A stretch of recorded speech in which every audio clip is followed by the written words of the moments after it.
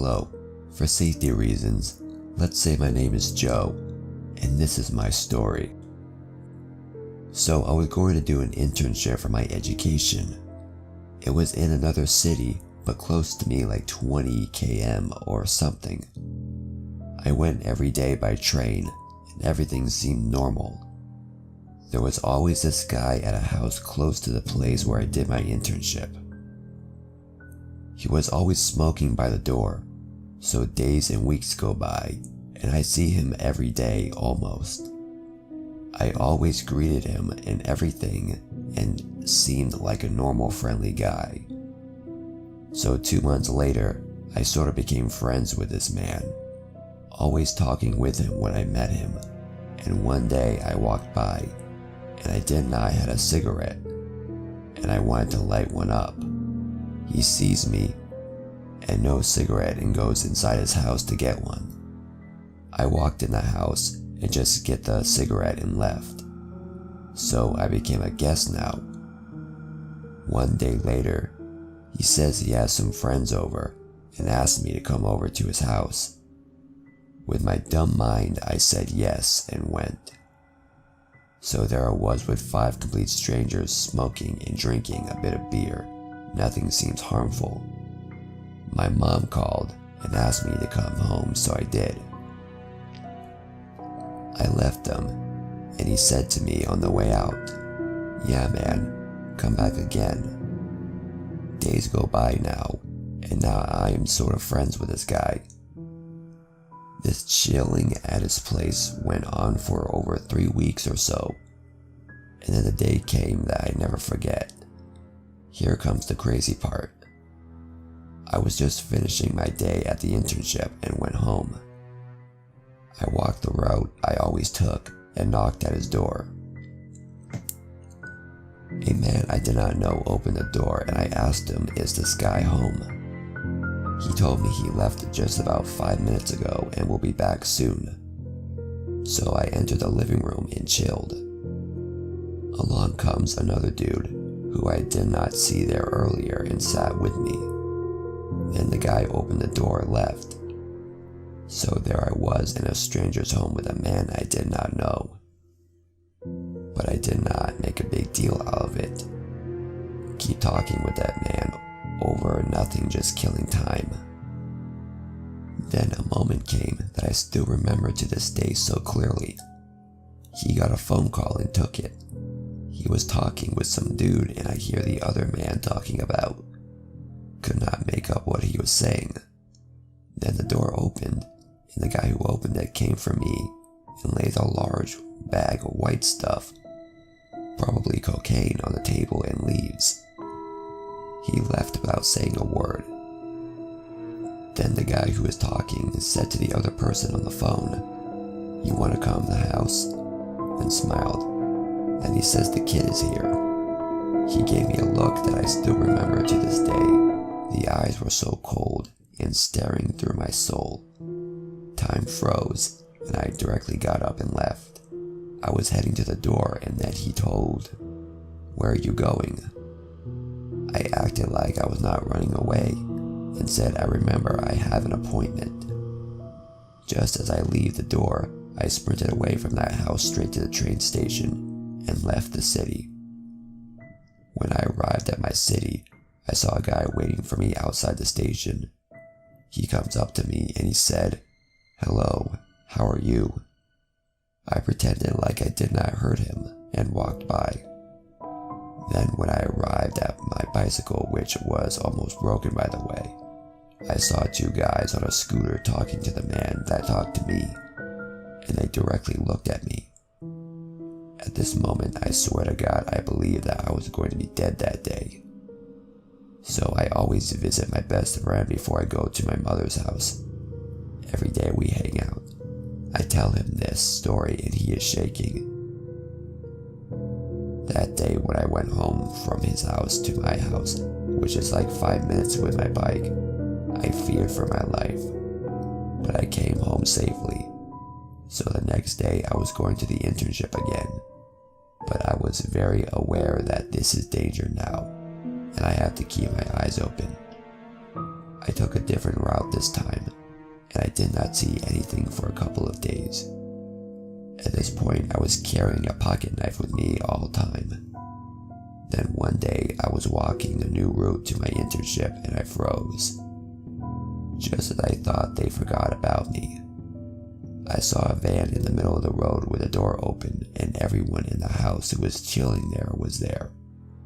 Something in my gut said to me if I walked there, it would be the last walk I will ever take in my life. So I took another route, and that day became my last day there at the internship. So now I did not go to that city anymore, but one day I saw again in my own neighborhood. I was thinking, how could they know where I live? And then it hit me. When we were chilling, they were questioning me about where I live, etc. to know where to get me. I think they were kidnapping people and selling them, or even worse activities than that. So 4 days later, after I saw them in that neighborhood, I see them waiting at the end of my street every day. I had a different place of internship this time, and now they were following me everywhere. I swear to God, it was like I was the mouse and they are the cat. But they were unable to catch me all the time.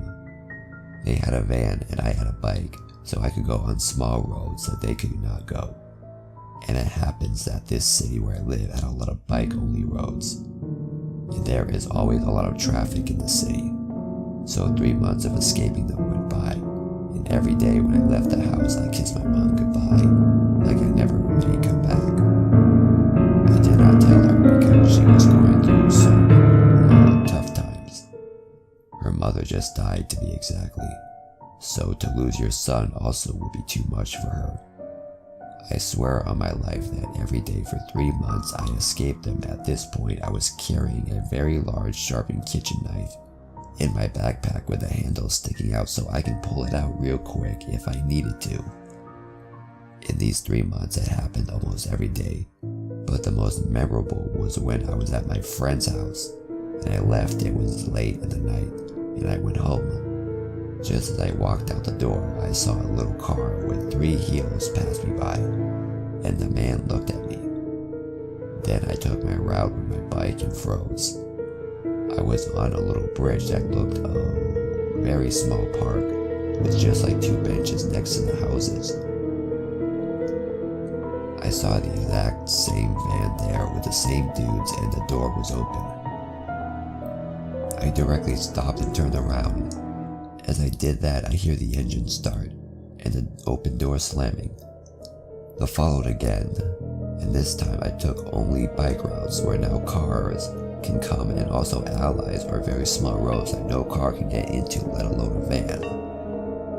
I was finally close to my house, and there is a very big square where I was at one end that has a road that takes me to my house, and the road was almost empty.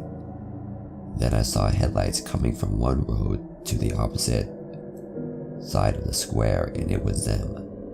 I looked at them and told them, "See you next time, bitch," and went home. Another time I went to play football with my friend, and when we were finished we went home. I was biking with him to his house when suddenly a man saw me and literally jumped up from his scooter and followed us. He went ahead of us, and then I told my friend I will go home and see you tomorrow. The next day I went to see him, and he told me that close to his house a man was blocking the road, and when my friend told him to let him pass, he smiled. My friend grabbed a large knife and the man was staring at him, smiled again and left. I guess that he was waiting for me. Then one day came that I never forgotten. I was waking up and I had to go to school. I took a look out my window and the van again parked right outside beside my neighborhood. And it felt like my brain had melted. I could not think clear anymore. I had enough. I did not want to call the cops on them because in my county, you have to have evidence to prove it and that they are catching you. I had only my story. And if they knew that I called the cops on them, they would not only be more aggressive. I just wanted them to leave me alone, and they did not. So that morning I went to school and stopped by a store to buy some cola. Then the man came in front of the shop and stopped exactly next to my bike. The door of the driver was literally next to my bike. If he opened his door, he would almost touch the bike. Then a man came out of the car at the passenger side and walked in the store and stared at me, and it wasn't a friendly look by any means. And I could almost recognize him from that house, but I wasn't too sure of it. Then when I walked to my bike, I hear the door wanting to open of the driver. Then a moment came that I remember like yesterday. I did not care about anything or anyone at that exact moment. I threw my keys to the ground and grabbed hold of my knife to get out of my backpack. Then I stopped and was really speaking to myself in my head. What it said was, if this man comes out of his car and comes to me, he is dead meat. I will kill him so badly that I wished he wasn't born. He got out of his car and was running away from me. Then it was a relief for me that he ran away so that I would not have done a terrible thing. I grabbed my bike and the man who was in the store was watching it all. And just as I left, he came out of the store and I gave him a look which I call to this day the stare of death. I just had so much hate in me that my eyes were not the same anymore. From that day on, I never saw them ever again. The lesson I learned from this is that you have to fight fire with lava and never trust strangers. You have to eat, otherwise you will be eaten. From that day, I literally never trusted anyone except close friends and family.